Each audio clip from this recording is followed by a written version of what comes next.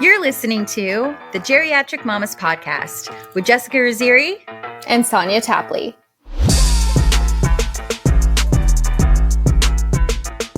Hey mamas! Today we're going to be talking about a recent experience that Sonia had when she applied for and interviewed for a position she was qualified for and passionate about, as well as our experience shopping at a Metaphysical store in Portland and the fun we had at David's restaurant, also in Portland. Enjoy and please subscribe. Mamas, I love a full and silky texture in my face creams because they feel so healing and comforting to my dry, thirsty skin. Well, the award-winning, best-selling, lightweight moisture release water cream by Honest Beauty called Hydrogel Cream refreshes and cools my skin on application and leaves a dewy finish. As I mentioned on the Hope-isode, Kathy's story, I love mixing Hydrogel Cream into my foundation for a healthy-looking glow. Infused with jojoba and squalene to help hydrate and soothe thirst, plus 2 sizes of hyaluronic acid to help soften and firm, reducing the appearance of fine lines. Honest Beauty's Hydrogel Cream will provide a beautiful glow for very dry skin. We're leaving the link below in our show notes. Drink up, mamas. Mamas, I want to have rosé all day, have fun, and let myself live a little without feeling drunk or feeling hungover the next day. So I treat myself by adding rosé tinted glasses to my sparkling water or lemonade. If you're like me and you're looking for calm daytime energy while feeling alert, present, and uplifted because, well, you know, you're a mom now. Adaptogenic and antioxidant-rich ingredients make rosé tinted glasses from Apothecary great for those battling feelings of stress and looking to curb signs of aging with improved skin tone and moisture. Its tincture format makes it easy to drop wherever you're making it. It's perfect for busy working moms, busy stay-at-home moms who are looking for mood and energy support on the go. We're leaving the link below and in our show notes. So cheers, mamas! Normally, you don't look like you're wearing blush, but you look still, like, rosy without, like your blush normally looks really natural. Just Okay. natural. Listeners, I'm going to need somebody to come forward for me. She's had, like, 5 sips of rosé. No, I haven't. I've had 2. 2 I've sips had of 2 rosé. sips of rosé, and this has been a problem. This has been a problem, like, from as long as I can remember. Since that one day we were in the recording room at your parents' house and we were drinking, not Bailey's, Kahlua. Yeah. We're drinking Kahlua and we realized you were allergic to alcohol. Yeah. I, for some reason, get hives when I drink. And I don't understand. It's like, it's not cute. It's not just like, if it starts with the cheeks, and then it moves to my neck, and then it moves to my chest, and the next thing I know, I'm blotchy, and it's like really bright and excessive, and I just like don't understand. It's disgusting. I look like literally that dinosaur from Jurassic Park where like the scales just suddenly like flail up, and it's just like, Wah! Like Right. out of nowhere. And this is not the time of the month when you should immediately be seeing hives either. No. And here we are. And I even took 2 allergy pills, and this is where we are. This is where we are. 2 sips of rosé, and this is what I get. Yeah, and my house isn't hot. No. In fact, the heat is basically off because it was roasting in here when I was trying to get the house ready. So. And those of you watching our video, you know how you have like the whole like walk of shame, like the next day, and you're just like walking to like the cab to go home from like a one night stand. I say like I've done that from experience, and I don't think I've ever done that in my life. I don't think you ever have. But I hear it's really, really terrible. I feel like this is our walk of shame moment right now, because those of you watching this video, Oh my god. you will see there's an object in front of our faces right now, and it is a big pink microphone. Yeah. I almost said mustache. I don't know why. It's a mustache. Yeah, needless to say, first of all, we would like to apologize for the past 2 episodes with the absolutely horrible audio. Yeah. I don't understand how they're able to sell those things. It was terrible. Oh my god. And people use them all the time and they sit there. But normally they're by themselves. They're not having like their engaging conversation is with them and the camera. It's not with another person. And so it's like they're just holding them next to their mouth and talking directly into it and barely moving.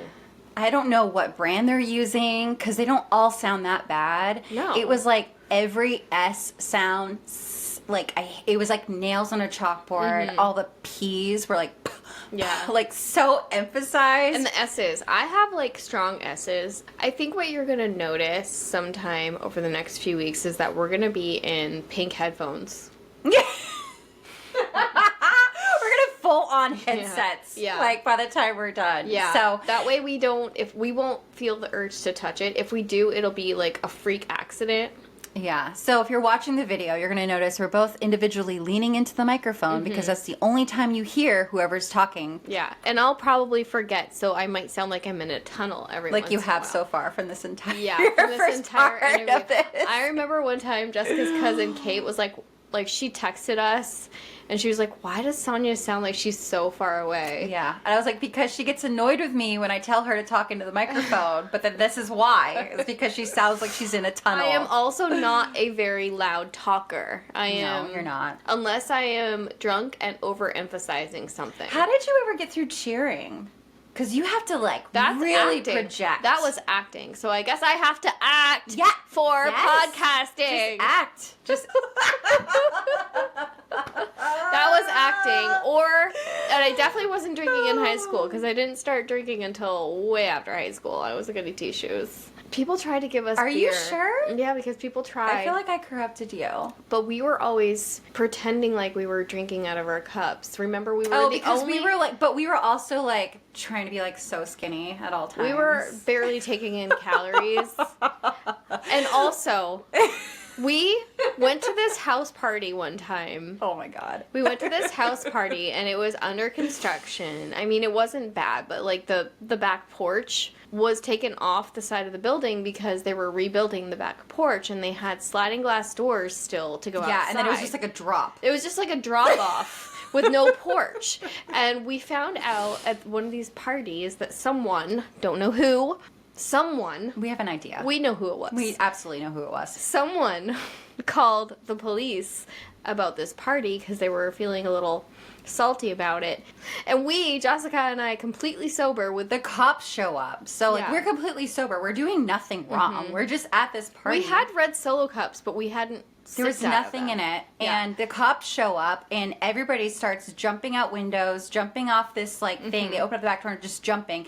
We're all running. We're not realizing they were jumping. Yeah. We get to the part where everybody's just jumping and there's people behind us. Yeah. And so they were like, go, go. And we're like, oh shit. There's no porch. We hold each other's hands and we just like jump off this thing together. Like I don't know what's down there. I don't know who we were running from. We didn't even know how Right. far we were jumping. Right. We could have been jumping into water. Right. We had no idea because it was all black. It was all Yeah. dark. And it was Officer Carrier was obviously there. Yeah. We knew this person. They would have literally given us a breathalyzer, Yeah. realized we weren't drinking, and just told us to go home. Right, Like just there go was no home. reason for us to jump. Yeah, like, go and then we home, like hid in ladies. the woods for like an hour or so. waiting for everyone to start coming out. Yeah. And yeah, we where were we going with I don't know. I was just like, why did we tell this story? I don't know. I have no idea. My cat likes it. My cat is living his best life listening to us banter. Anyway. Oh my goodness. I'm sorry, but it smells so good in here. Oh, yeah. The incense that we got, we discovered, well, we didn't well, I guess to us. It's discovered by us. This store in Portland. In Portland. And it's a metaphysical shop. Kind of like the Emporium in Portsmouth, but the Emporium in Portsmouth is huge. It's compared to this, basically. And they have like this whole back room for like tarot card readings. Anyway, this place was really cute, and I specifically was looking for incense because I was running low, and they had so many different brands and options for incense. I found one specifically for Imbolc, which is the orange and the cinnamon one that we're It burning smells right now. so good. And what I love about them, because like I've used like several different kinds of incense, like maybe like lean into the microphone, keep forgetting already we're gonna be in tunnels.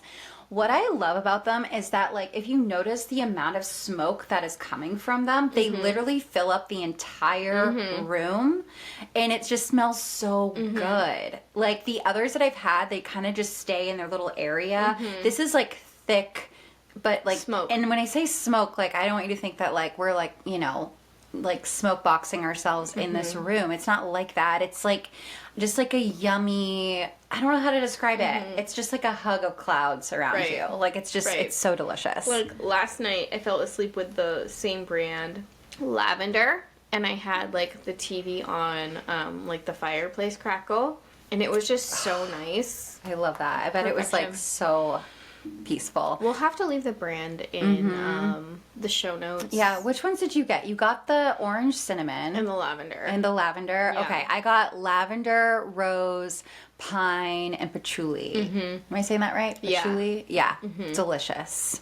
So yeah, the shop was really cute. They had like perfumes and fragrances for the different astrological signs. Yes. And both of our signs from the tarot reader were delicious. Yeah, I know. It's interesting. Those are the ones that we gravitated towards. Yeah. I liked the Aquarius, but the Pisces, I was like, oh, Yeah. yes, that smells divine. I need It's funny this. because I really loved both of mine, and I couldn't make a decision, and I was just like I'm indecisive in my nature, but then to decide between two that I loved equally, it was Yeah. hard, and I wasn't expecting to love both of them equally. But yeah. So you did something super cute yesterday with Annabelle to celebrate Imbolc. Yeah. You want to talk about it? Yeah, so Imbolc is like this holiday of like the ancient English and like Irish cultures, and a lot of times it's like the witchy metaphysical, like basically all of us that practice all of the different holidays from way back when. And so Imbolc is basically like the date between winter solstice and spring equinox, and it marks like the actual beginning of spring because the days are getting longer. And so basically you're supposed to either create like that symbol of Bridget, which I don't know how to do. I'm not like a basket weaver. I'm not a weaver of any kind. Or you can just make a wreath. Yeah. Or you can make like decorations that have like both like the dead like plants from winter and like the alive plants of spring, and like put them all together and make it look cute and like put it on your front door. So Annabelle and Mike and I went out in our snow outfits yesterday. I love that Mike did it too. Mike is just like, all right, here we go. This is kind of weird, but whatever. What is with you girls? What is wrong What is with happening? It's like, listen, you know what? We went to that one Yeah. shop in Portsmouth and we were forever changed. Yeah. And we are just not coming back. Yeah. We're not coming back. No, Juniper really solidified Yes. this for me. Yeah. We made this really cute door hanging that has, I don't know what they're called, but like the fuzzy tipped like plants that are really pretty and Oh, I don't know what cute. those are called, but yes. And there were like little red berry branches, and then I took one of my plants that looks like an ivy plant from the kitchen, and like there was this one part of it that you just didn't see because it was kind of up against the cupboard, and I like snipped it and I put that as like a fresh plant to mark spring, and we tied it together with like our black velvet string, and I put it on our front door, and it's really cute. It's adorable. We'll definitely include that in our Yeah. show notes. Oh yeah, Or maybe that's our main like image for this week. Yeah. On our feed. Yeah. Super And cute. we blew cinnamon through the front door. Oh, we did too. I actually this is actually really funny. I got my mom to do it too. I was like, love do you want that. to blow some cinnamon in the front door to promote abundance of money Prosperity. and prosperity, whatever? Yeah. And she's just like, yes, absolutely. She was all into it. I was love like, okay. that. And it was so funny because we both go out there, put cinnamon in our hands, and we go out to the door, and I was just like, okay, so like as we're going to blow the cinnamon, you need to envision money just flowing into the door. So Yeah. like all like the dust of the cinnamon as it's like pushing through your front door, money is just it's a magnet, and it's just abundance and prosperity. It's just like pushing itself through the door. She's like, okay. So just as we are like literally have our palms up with the cinnamon in our hands, my brother Chris walks around the side of the house to the front of the house, and he just stops in the driveway, and we both turn around, we look at him, and we just like look back at our hands, and we like blow the cinnamon into the house, and then we just look back, we say nothing, we don't explain ourselves, and we just like go inside. He's just like, What is what wrong the with you? hell is going on? It was so funny because, like, later on that night, he was like, so, what was that? Can we talk about this? I was like, it doesn't matter. You're just going to think it's stupid, so don't even. He was Oh my like, God. okay. I love this so much. It's so good. I did, like, we follow this woman on Instagram, and she suggested, like, putting salt and cinnamon in your hand and rubbing it up, together. yep. And I did that first. And then I cleaned the house, and then I went back and did cinnamon later. Because I just wanted to make sure I didn't, like, clean out. Dust it out, all yeah. of it. And I was like, oh boy. I've actually done that before. Literally, like, it was the first thing. It was like, because it showed up in my feed, and I was like, okay, yes, may be the first thing I do. And then I was like in a mood to like just clean and whatever. And I'm like dusting. I'm literally like mopping floors. And as I'm vacuuming and mopping, all of a sudden I was like, oh. Yeah, I gotta do it again. Really? Yeah. So then, like, after I finished cleaning, I, like, did it again. Yeah. So I was like, double the abundance. Let's go. Come on. do it. Yeah. Because it's supposed to be there for at least 24 hours. So Yeah. you gotta be And strategic. literally, like, it's cinnamon. Like, it smells delicious. Right. Like, who Let's cares? just do it Yeah. Yeah. So we went to the witch store, and then the plan was we were going to get a drink and an app. So we decided to go to David's, which is this place right next door, basically, to the store that we went to. And it was so cute, but, like, we walked in with no reservations. And this isn't a place that you can Yeah. just walk into No. without reservations. And they were, like, really sweet, and they're like, sure, we can get you a table. So they, like, walked us back to, like, this very back, like, very... Away from everybody. Like, Yeah. you walk in and it's, like, a super cute vibe. There's candles. There's, like, the bar's super cute. The whole, like, atmosphere is just, like, yes, this is the vibe we're looking for. So cute. And then we're, like, walking, and we're walking, and we're walking, and we go around the corner, and we go to this back room that looked like a old schoolhouse. There was, like, no candles, like, hardly any mood lighting. There was no There was, deco. there was, like, no deco, and there was just, like, 3 old people, and we're just, like, Like, there was a family with kids. yeah. And it we're like, was- yeah, I don't know about this. You're the one that spoke Like, out. we I was gonna be love like, going okay, out with whatever, our kids, I but guess. we love going out with Yeah. our kids, but this was not the vibe that night. No, it wasn't. We needed a little bit of a break. So we flat out refused. We didn't even walk into the room. We stood outside of the room. Yeah, Sonia was just like stared at it for a minute, and the server was just like, are you good? And we're like, yeah. No, we're not good. We're not. No. Okay. And so we promptly walked back out near the host stand, and we were like, so when another bar stool opens up, we would love to take that. And we were just kind of waiting for the bar to open up, and there was a table right next to the bar, and they cleared out, and the host was like, you know what? If you guys are gone by, like, such and such a time, we can totally let you take that table. He was so sweet. Yeah. He was being so accommodating and, like, just, like, I really appreciate him. Yeah, he was nice. And we had plenty of time. Like, we weren't going to be rushing. No, it was get giving out. us, like, an hour and 20 minutes or Right. so, and that was, like, perfect. Yeah. But I just, like, want to give that hostess at David's a shout-out. Yeah, David's in Portland. David's So in cute. Portland, the hostess. I wish I got his name because he was just so accommodating. He was so nice. He didn't have to do that. Like, they were literally obviously going based on reservations, and he knew when he needed the table. And so the fact that he did that, like, because truly, like, I feel like I don't know what happened, but I feel like ever since COVID, like, customer service has, like, gone into the Yeah. shitter. Yeah. Like, I'm going to blast right now Sea Dogs Brewing, the one by Cabela's in Scarborough. Is that Yeah. Scarborough? Yeah. Maine? Yes, The worst service. Oh, I forgot the to past ask you how that 2 went. times that we have gone. And it'd be one thing if it was like one time, it's like, okay, fine. But when it's like 2 times in a row, you have the same exact experience. Like, I'm done. There's another location. We will go there. We've had nothing but amazing service at the location that's kind of by the Jetport. Yeah. So we will just that go to place that is one. cuter, too. Yeah, we'll go to that one moving forward. We don't need to go to the other one. Clearly, they don't want actual repeat customers Yeah. because it was awful. Yeah, but David's was really fun because, well, we liked their truffle fries. Sonia really I loves ordered their truffle 2 fries. orders of them. All right, so let's just get into Yeah, because this was the main topic of conversation for our night out. Yeah, we have some fire. We're coming in hot with some fire. Yeah. From this little one, I feel like usually the fire is from me. The fire is from this little half pint next to me. I'm not a vengeful person. She's not. But you know what? There's a first for everything, isn't there? There sure is. There sure is. So today we're going to be talking about a recent experience that I had with a job application and 2.5 job interviews.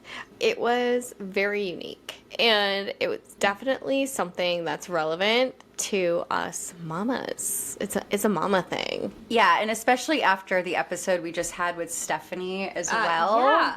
This is like coming right off the episode that we just had about like finding purpose in your career and, you know, doing things that you're passionate about and figuring out how to do that as a mom. So we know it's like fresh off the coattails of our last really good career episode. Yeah. So Sonia recently applied, just to kind of fill our listeners in here. Yeah. Sonia recently applied to a job outside of the podcast to get some extra income coming in, right? And so, well, I'll let you explain, like, what made you decide that you were ready to start looking for something else outside of the podcast? Right. So aside from just the fact that we need a second income in our family, it was that I was finally feeling ready. I feel like Annabelle is in a place now where she loves the independence. She's always loved being with my grandmother and other family members, and she's kind of like ready to kind of just be a little bit more independent with that. I'm able to get her out the door easier. I'm able to, I'm able to have a little bit more of my independence back as well. So I was just feeling like it's the right time. So I started looking. Jessica works in recruiting, so she was helping me get my resume set up to where it needs to be. And, I was just there. Yeah, you literally, you had the job. Yeah. It was, in the bag. You were doing all the right things that I coach candidates on. You did your homework. Mm-hmm. You were passionate about the subject as well, too. Yeah. You tailored your resume to make sure that it was in line with what they were looking for, what they were asking for. You were literally mimicking, and this is, a tip also. Mm-hmm. This is also, recruiting 101 advice. This is a tip everybody. For anyone who's looking for a job. I understand that it is easier to just create a generic resume and just blast it out to all these companies. Mm-hmm. But unfortunately, that is not going to get you, that is going to get you generic results. Right. Right? Mm-hmm. You're doing generic effort, you're going to get generic results, which really isn't what you're looking for. Yeah. To get extraordinary results, you need to go the extra mile. Yeah. And truly, it takes longer, but it is worth it. Yeah. You need to tailor your resume to speak to the job. And sometimes that means removing job titles. Yeah. Sometimes that means removing dates. Don't date yourself. If it's past 2000, nobody cares. Sorry, but they don't. It's true. Remove the dates. Doesn't mean you need to remove the experience. You can have a little section that says prior work history includes, and then just list out the companies. Cool. But don't date yourself. And she did all of that. She did her homework. Yeah. She studied their LinkedIn profile. She studied she even was taking some of the courses that they were offering. You did everything right. You did everything right. So what was the application for? Why don't we start there? So what about this particular company and this job made you apply to it? Talk to us about that. Yeah. Well, I love the whole human behavior of dating. It's been something that I've been kind of into since I would say 2023 when I started learning about, it goes back all the way to learning about hormones and postpartum stuff, just learning human behavior. I kind of started getting things into my For You page on Instagram about dating just from looking at femininity, masculinity, yin yang, hormones, all that stuff. And so I found human behavior in dating fascinating, and I've been researching it and coming to some realizations of things that most women are not taught before they get into the dating world that's so important for finding someone who you're in love with, and then also finding someone who's compatible with the life that you have envisioned for yourself. And it's crazy because when I saw this application, I was like, oh, this looks interesting. Sales for an online dating course. So I started looking into what this dating course was all about. And it just so happens that, like, a few months prior, I had written down a whole list of things that I plan on teaching Annabelle before she gets into the dating world. So this online dating course that they were selling explained most of the things that were on my list. There are like 7 things on their list that these women learn as they go through the course. And I was like, oh my God, like, this is so me. I would be able to sell this easier than I would be able to sell lipstick, which is basically like the short term of what I was coaching people to do in my former job. So I was like, this is something I could really passionately get behind and something I really want to look into further. So I found them on Instagram, loved their content. I found their website. I was obsessed with what they were selling. So I applied for the job.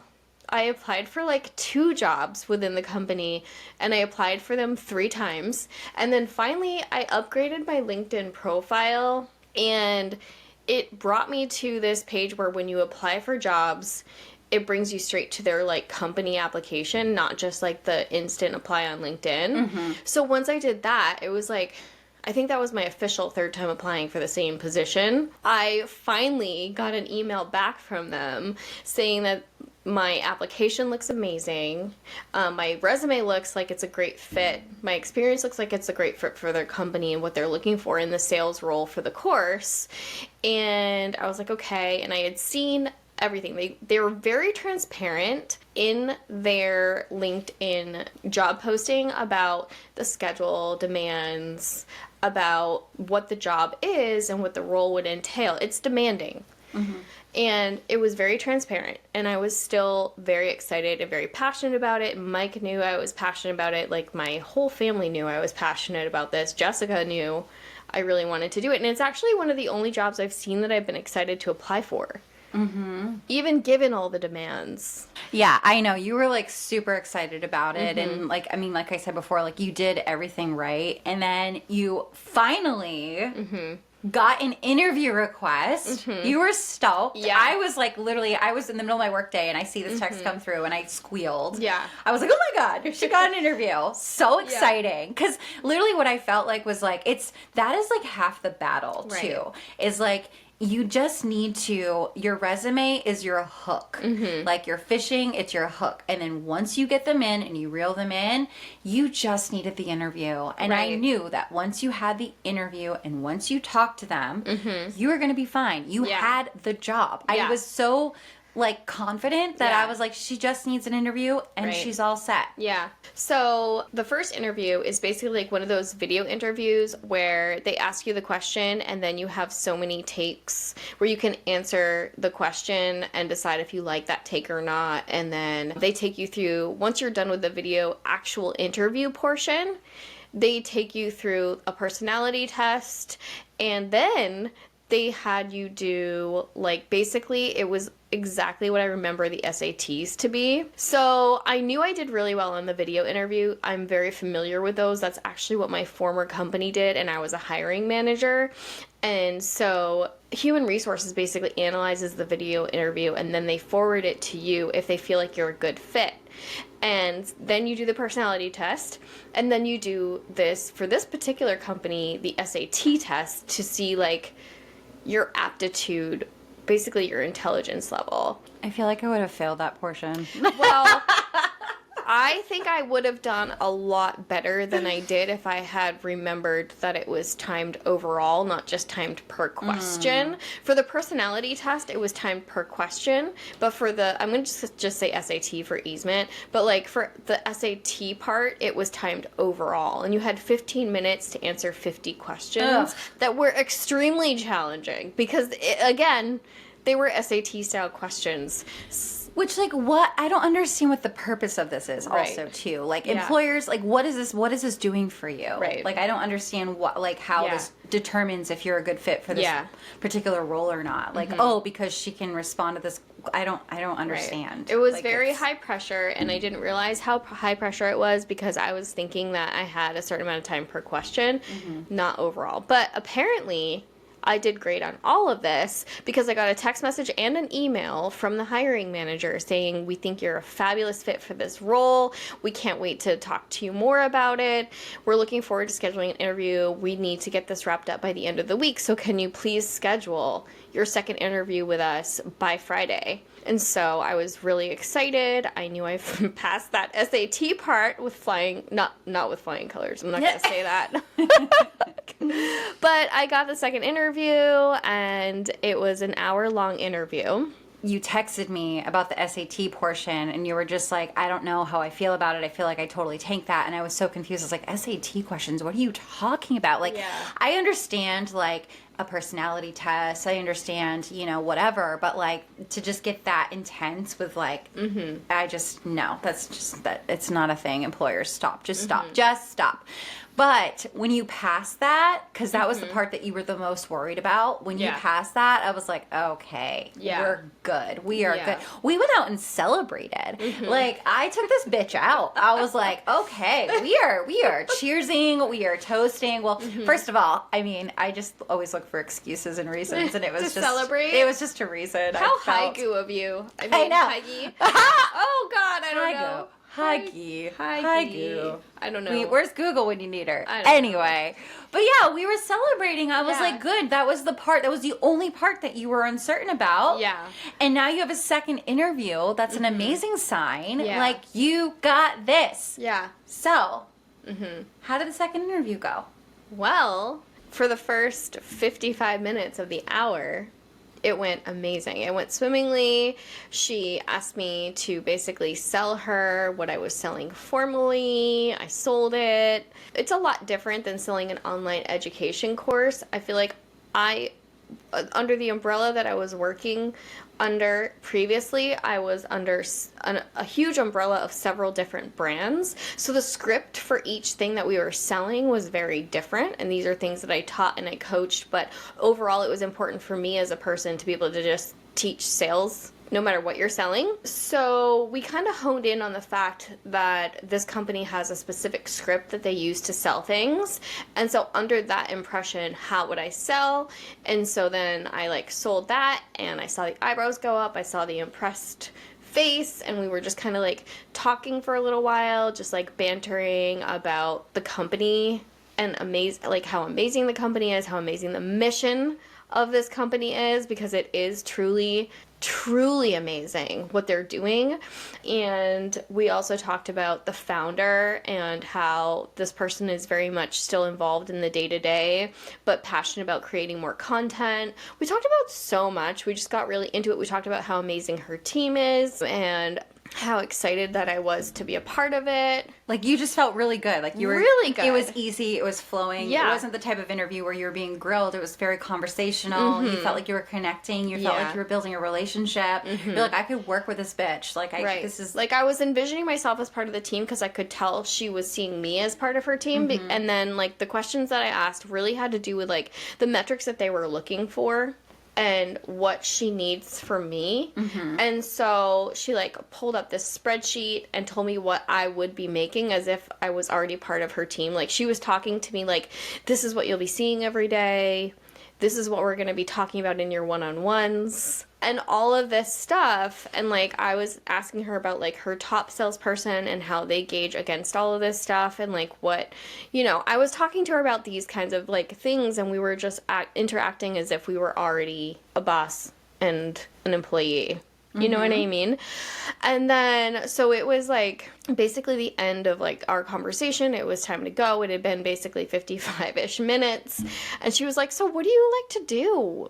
In your free time, what are your hobbies? and like, what do you like to do when you're outside of work? And I was like, I have a 3-year-old little girl, and so my husband and I love to take her to do the things that she's most excited to do throughout the week when we're working and we can't necessarily do all those things. And this weekend specifically, we are going out with 2 friends and their kids, and she is just so excited about it. We're going to the Children's Museum and then out to lunch, and her facial expression changed so fast. Like, it went from like, woohoo! Like, I have my new hire. Like, I made my deadline, to like, what? Like, I that face where it's like someone's like, woohoo, and then they're just like, what? And like the energy just goes away. Yeah, like it's literally like a drop. And you feel it, and you're like, oh, fuck. And then you start trying to, like, collect yourself and quickly try to, like, almost backtrack a little bit. So, like, when you saw her expression, like, shift, what did you say? What did you do in that moment? I didn't really know, like, what I should do. I was just like, and, I also like to, like, my friends and I have a lot of things we like to do in our spare time. Like, I was kind of, like, in my mind thinking podcast, but I obviously didn't want to bring that up at that point because it's, like, another time suck. Oh, they're going to find out we have a podcast, aren't they? Maybe.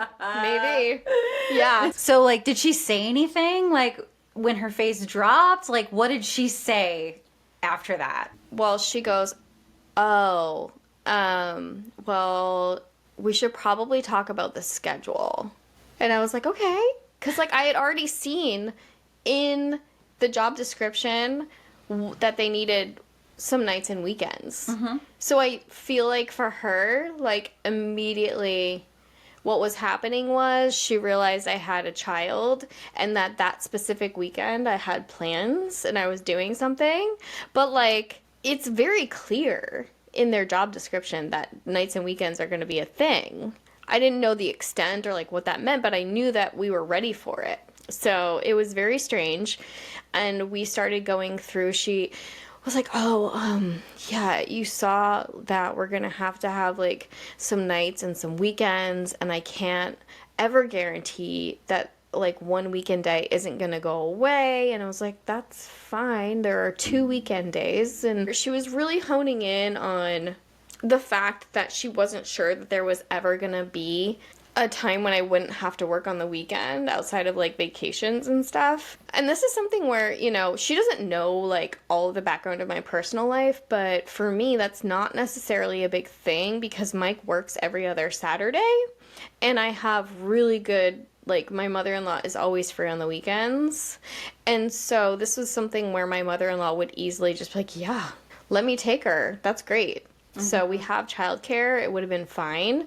And if we didn't have that, then if this job wasn't truly going to be a fit, then I wouldn't have applied for it. So basically, I felt at that point like I was trying to convince her that everything was going to be okay with the schedule when I had a child, which I think deep down I knew that was a wrong thing to have to do, but I also wasn't necessarily surprised, and I don't know why. It's almost like you went from, like, you could feel the shift from going from, like, this is a conversation I'm having with a girlfriend, we're building a relationship, we're building a rapport, to now suddenly I'm being defensive and I'm backtracking and I'm having to, like, defend my position and reassure her that everything's okay. Yeah. And then at the end of this, I at that point knew that the interview wasn't going as well as it was. So basically in my mind, I'm thinking, where is this going to go? Because I'm basically trying to sell herself on the fact that I'm fully capable of managing this schedule and that I have the support I need. And she was like, okay, well, what I want you to do is talk to your husband about this. And we're going to schedule your 3rd interview, which is really going to be more about talking about the schedule. Because at that point, I basically, like, we knew I was a good fit for the job. So she was like, and this is really more about you letting me know that the schedule is going to actually work for you, and I really need you to talk to your husband about it. And all the parties involved, because obviously we have people who help us take care of Annabelle while I'm working. So this was basically just an opportunity for me to prove to her that my schedule was going to be okay, even though I had a child. Mm-hmm. And so the next conversation was for 6 days away. It was the Thursday after the interview. So basically, all I was doing during that point was talking to Mike, talking to my mother-in-law. I got everything lined up. Mike was fully on board. My mother-in-law was more than happy. So your third interview was scheduled for that following week on a Thursday. You made sure that you had childcare in place. We had plans later on that evening. We literally made sure that our plans fell around when that interview was happening. Right. And so what happened? So that Thursday came, and the day before I had checked my personal email a few times just to make sure that the link I needed for my call the next day was there. I wasn't going to need to reach out for anything. Everything was set up for success. So then that Thursday, I got Annabelle ready. I got her to my mother-in-law's, and I came home, did a couple things for the podcast real quick, and then I got myself my clown outfit to do this final Zoom conversation with the hiring manager. And so I sit down at my computer. I'm about to turn on Zoom to make sure that my makeup actually looks present. And I decided to go in and check for the link and pull up the link. And I see that she had actually emailed me at the very end of the workday, the day before, to let me know that they were moving on with a different candidate because I simply did not have enough experience in this industry. And so I had my full clown face on, and I was sitting at my computer bawling my eyes out 10 minutes before the interview was scheduled to start because I saw this email. It's interesting. It's like, how do you go from... You have a great background. You look like an amazing fit. Your resume looks great. You're interviewing beautifully. You're passing all of these tests. To suddenly, miraculously, but actually you don't have enough experience. Yeah. So I wonder, like, what was the shift? What was the denominator that made them be like, ooh, yeah. Well, we know exactly where it was. Yeah, it's not a mystery. It's not a mystery. I mean, when the night after the second interview, when you and I had gone out, we were going out to like talk about the podcast and also rehash the interview. And Jessica was like, how do you feel about it? How did it go? And I was like, I felt really, really good. And then her facial expression changed when I brought up Annabelle in like the last part of our conversation. And so I had this weird feeling that she was really unsettled about it. Yeah. And like not okay with it. But I was like, it's easy enough to get everything figured out. And it's easy enough to make sure that this is going to convince her, because why wouldn't it? And so I didn't even get that opportunity. Like, I was resting in the fact that I was going to be able to have this other conversation with her to make her understand that me having a child wasn't going to hinder my ability to do this job. And I didn't get that opportunity. Did you respond to her email? Did you say anything? What did you say? Oh my God, desperate me over here, really wanting to work for this company. Oh, it's okay. We all have those moments. So I emailed her back all sweet. And I was like, well, thank you so much for the opportunity to speak with you.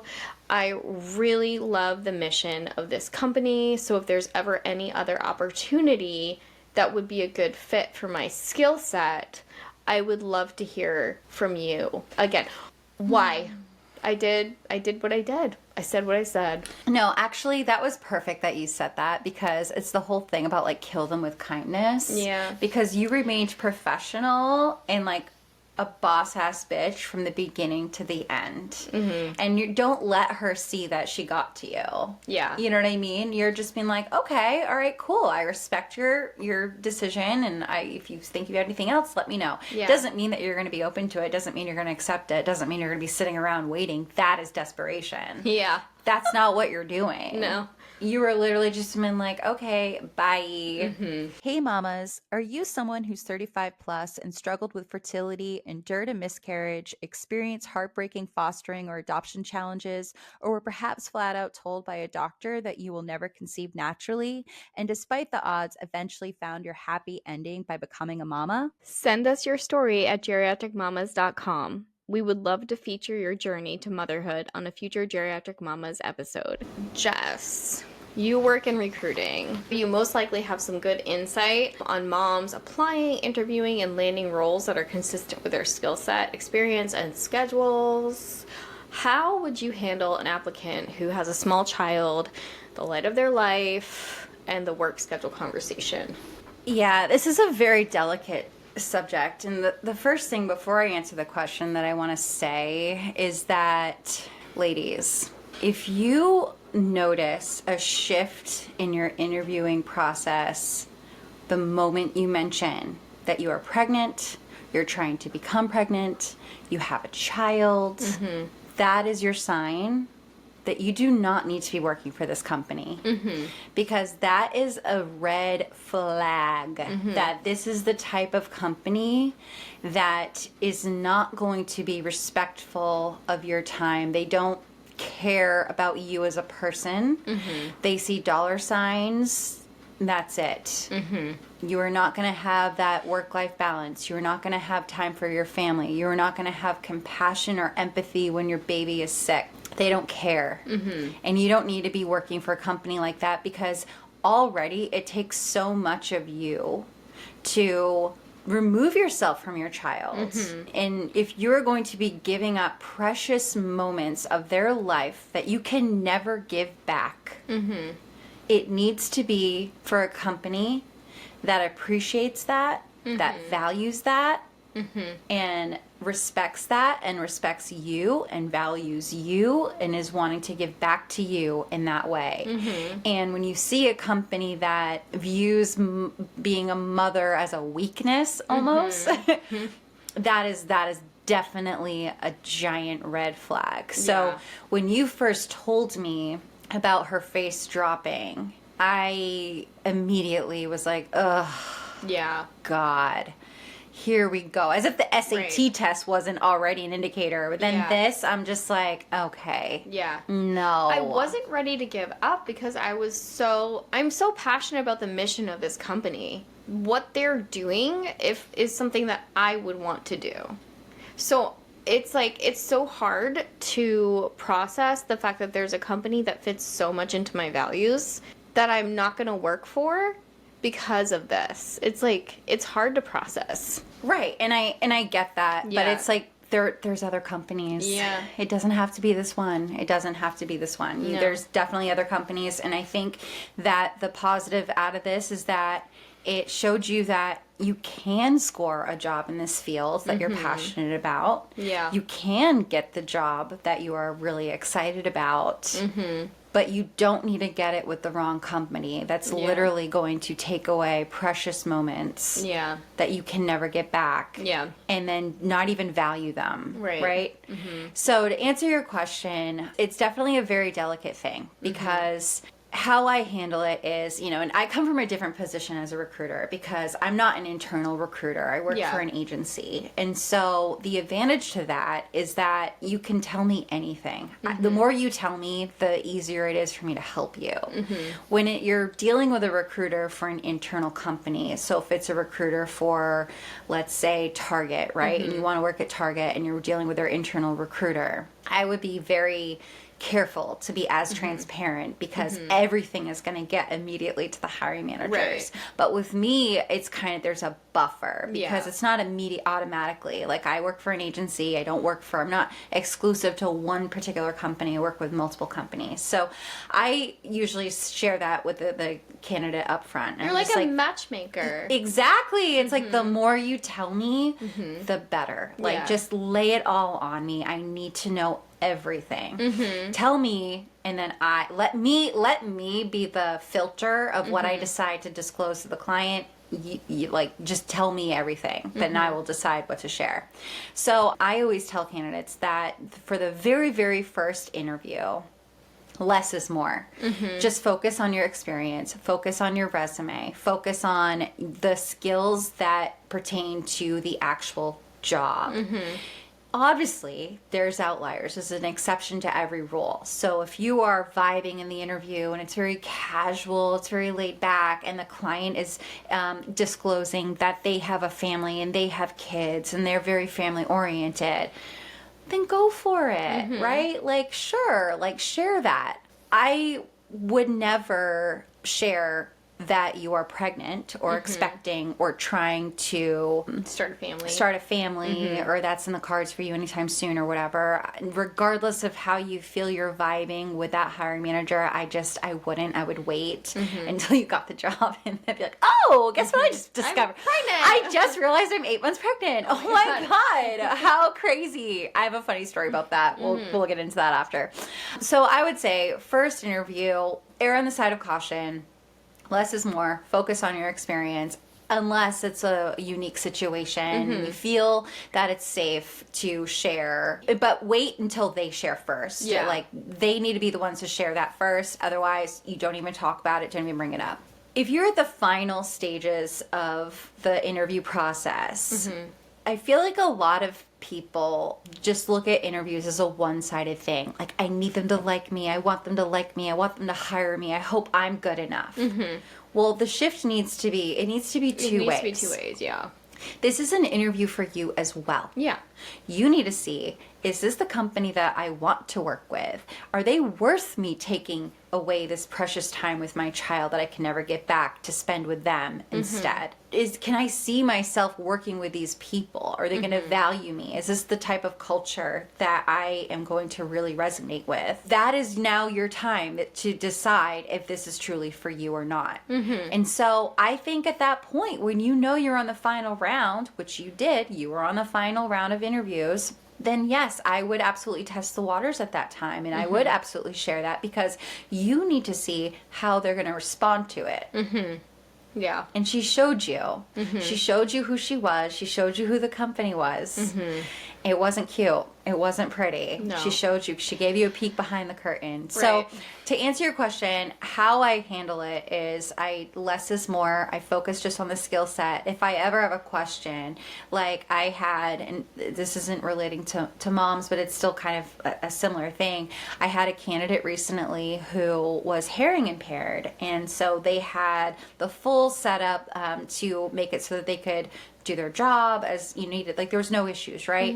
And so I had a moment of, do I share that when I send them over to the client? What do I do? So I worked with HR. I consulted HR. I was like, how do I handle this? They came down to, we're like, you know what? We're not going to say anything right now. Let her resume speak for her in this moment. Let's focus on the skills. Let's focus on the job. Let's see what happens. I don't want anything hanging over anything. Yeah. Like, just want the focus to be on her. Right. And if she gets an interview, then at that point, I'm going to talk to her, see what she's comfortable with. Yeah. Does she want me to say anything? Does she want me to share this?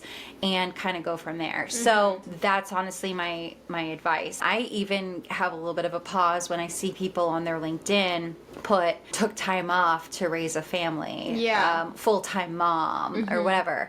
The only times to do that is if you don't plan on going back to work. Right. Or if you are starting your own thing and you're not going to fire yourself, so it's fine. And it sucks. It sucks to think of something that's so beautiful and is literally your whole world having to be treated like this secret. It's gross. It's icky. It doesn't feel good. But unfortunately, that's where we are. We're still there. And even the companies that say, and they pride themselves in being family oriented and all this and that, I feel like a lot of companies are using that as a marketing tactic, unfortunately. It's not always true. Yeah. I feel like they're doing that because it's very much a candidate's market. Yeah. And they're doing that to lure in people. You want to work here because we're family oriented. Yeah. But when you pull back the curtain and you reveal things, oh, really? Because you're about to hire me, but guess what? I'm pregnant. How do you feel about that? Yeah. Because now you know that I'm going to have to go on maternity leave for several months. Yeah. Do you still want to hire me? Yeah. How is that? Right. You know? And it's so crazy because my entire working life, I've worked since I was the age where you're allowed to work in the United States. My entire working life, I have worked with and amongst women who have and are growing their families. And it has never seemed, on the outside looking in, it has never seemed like a barrier to getting hired or having a career. However, I'm not naive. as I was when I first started working, and I understand that there are barriers. I just have never been on the receiving end of a discrimination like that. It's definitely not a badge that you want to carry and No. say, oh, did this, check this off. Remember one of our first jobs? That's literally how we met. And like the boss lady had 3 kids, young kids at the time. The boss lady, like, we all looked to her for not only work, but like everything else. She was just a true inspiration. Yeah, it's just another thing that women have to worry about because Yeah. like men don't get those questions. Men don't get that. You know what I wonder? Not to make this like a gender thing, whatever, but I do, part of me kind of wonders like, what if you were a man in this situation and you as a man mentioned like, Yeah. oh, on the weekends, Yeah. I like to do XYZ with my child and Yeah. my family. I wonder if it would have been the same experience. Right. It's so crazy because Mike works in a very intense field that is very male dominated, and at no point was there a second look at the situation. And like, we're coming off of 3 weeks since I had like one of the worst flus of my life, and yes, Mike had to come home from work and take care of our child. Like, yes, he did, and they didn't bat an eyelash.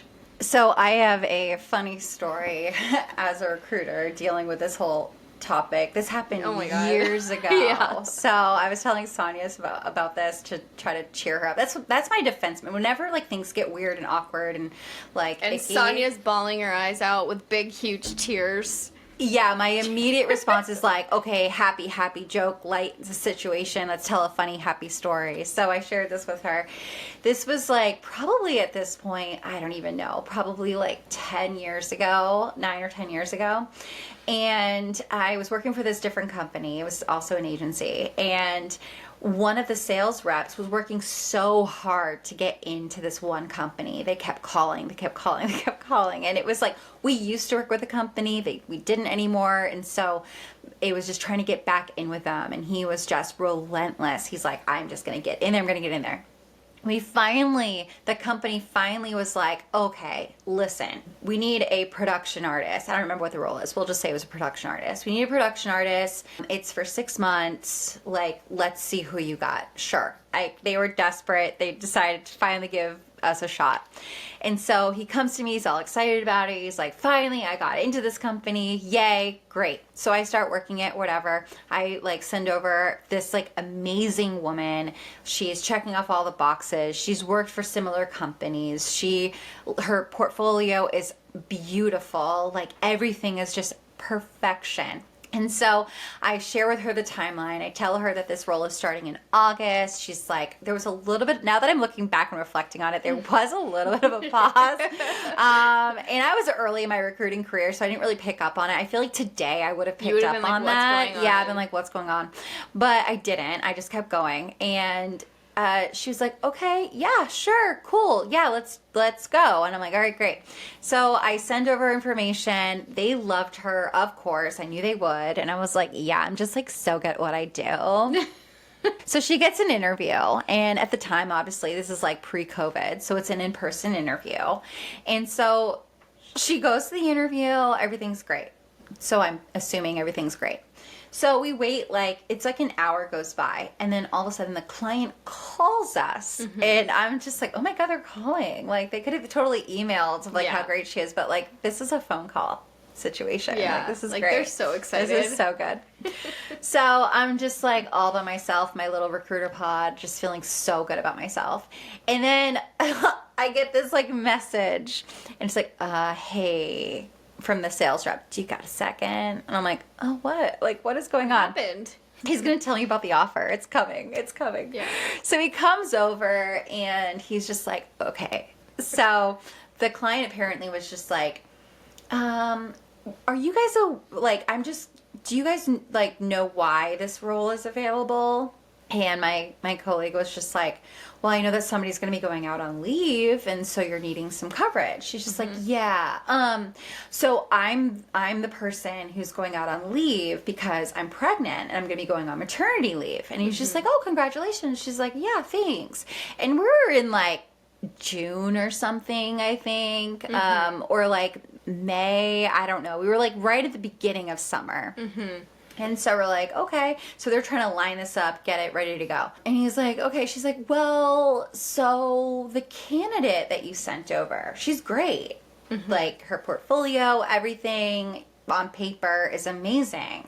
And we're like, oh God, here we go. What did she do? Like we've had candidates like smear poop on the walls. We've had candidates like, Oh no. oh gosh, all kinds of weird stuff. Like ask for vodka, like just the weirdest. Ask for vodka? Yes. We had a candidate once like ask if he could have a shot to like or ease his like nerves. Like he was like so nervous. He's just like, I don't know, can I take a shot? Apparently the client had like a little bar in his office and he saw like Yeah. it was a whole thing.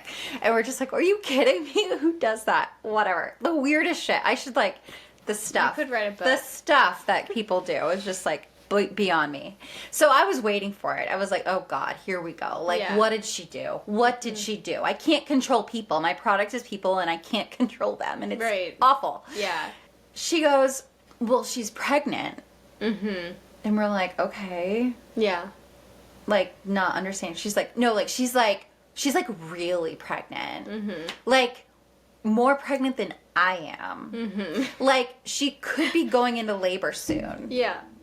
And we were like, what? Yeah. She's like, she walked in with this giant bowling ball belly, looked way more pregnant than I was.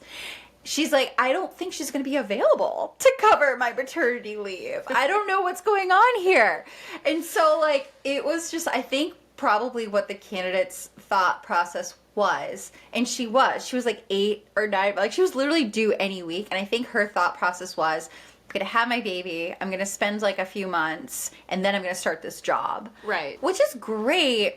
But that would have been a moment where maybe share that with your recruiter. Right. So I can help you and I can like navigate that a little bit. Find you a job with better timing. Maybe, find you a job with better timing. Maybe not. Maybe I wouldn't have put you in the running for a role that would be covering somebody that's going on maternity leave because like you yourself, sweetie, needed maternity leave coverage. Right. So, but it was just like, it was hilarious. I still kind of laugh about it to this day because it was like the fact that we finally got in with this company. Yeah. And then our leading lady that we send over to cover somebody going on maternity leave. So cute. Also herself needed maternity leave coverage. Yeah.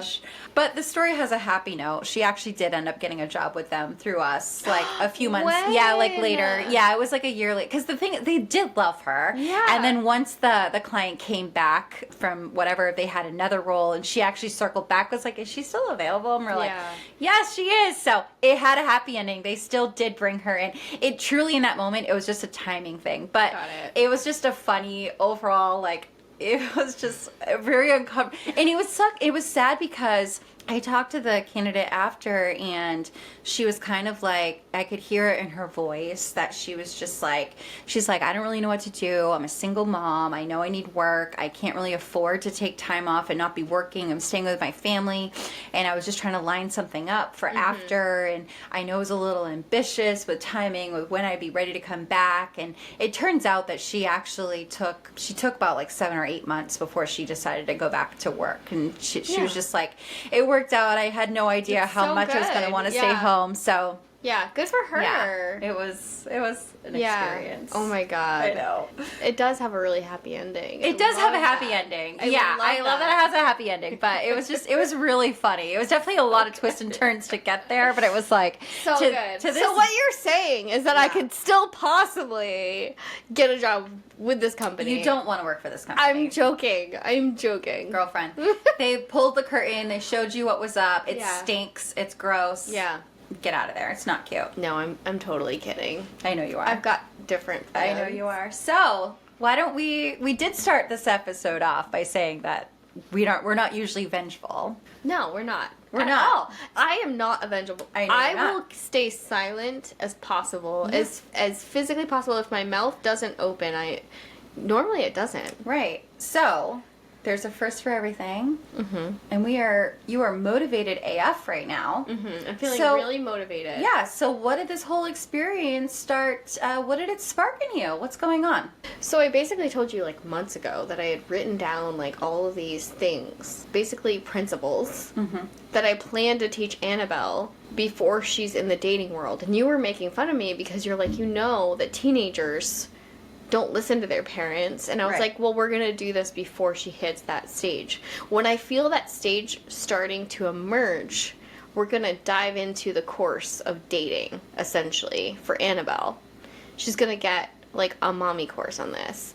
And so basically the principles or strategies that this company teaches in their course are things that I had already written down in my journal that I'm going to be teaching Annabelle when she gets older.